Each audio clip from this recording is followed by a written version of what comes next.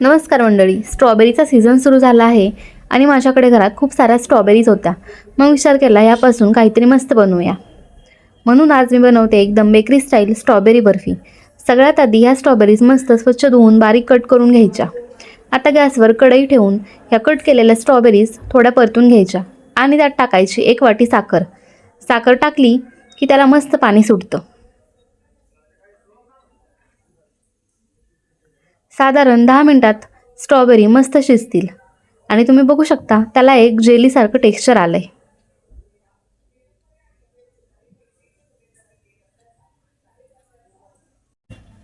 आता यात 1 cup desiccated coconut टाकून मिक्स करायचं.